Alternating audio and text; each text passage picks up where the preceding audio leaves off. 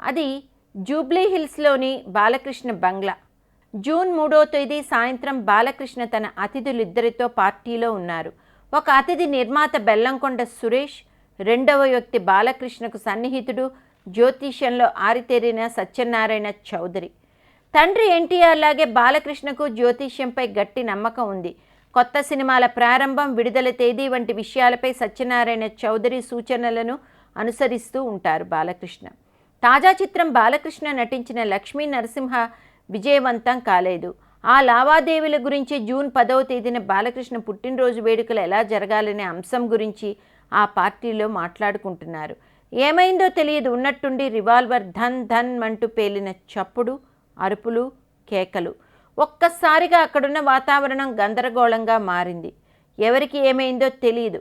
బాలకృష్ణ, ఆయన సతీమణి వసుంధర ఆసుపత్రిలో అడ్మిట్ అయ్యారు. బెల్లంకొండ సురేష్, సత్యనారాయణ చౌదరి కూడా ఆసుపత్రిలో చికిత్స పొందారు. పోలీస్ విచారణ మొదలైంది. బాలకృష్ణ పేరు మీద ఒక రివాల్వరు, ఆయన సతీమణి పేరు మీద మరో రివాల్వరు ఇంట్లో ఉన్నాయి. పేలిన రివాల్వర్ వసుంధర గారిదని ఎంక్వైరీలో తేలింది. అయితే ఆ రివాల్వర్ మీద ఎవరి వేలి ముద్రలు లేవు. బెల్లంకొండ సురేష్ మొదట్లో తనను బాలకృష్ణ షూట్ చేసినట్లు చెప్పినా ఆ తర్వాత తనను షూట్ చేసిందెవరో తెలియదని మరో స్టేట్మెంట్ ఇచ్చాడు. బాలకృష్ణ మనోస్థితి సరిగ్గా లేదని, కొంతకాలం పాటు ఆయన ఆసుపత్రిలోనే ఉండాలని ఆసుపత్రి అధికారులు పోలీసులకు తెలియచేశారు. మీడియా గోరంత విషయాన్ని కొండంత చేస్తుందని, బాలకృష్ణ నిర్దోషని ఆయన తరఫు న్యాయవాదులు కోర్టులో వాదించారు. కేసు పెండింగ్లో పడిపోయింది. లక్ష్మీ నరసింహ విడుదలైన రోజున టిక్కెట్ల కోసం జరిగిన తొక్కిసలాట్లో బాలకృష్ణ అభిమాని ఒకరు మరణించారు.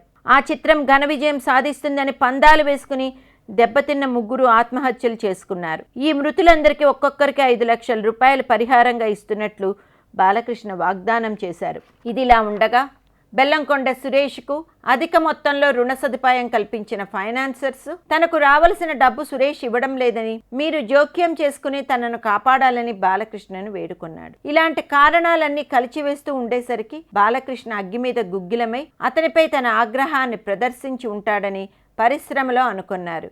ఏది ఏమైనా ఆ సంఘటన బాలకృష్ణ అభిమానులను తీవ్రమైన ఆందోళనకు గురిచేసింది. చిత్రసీమ పెద్దలను కలవరపరిచింది. బాలకృష్ణ సినీ జీవితంలో మరో దిగ్భ్రాంతికరమైన ఘట్టం గురించి వచ్చే భాగంలో తెలుసుకుందాం.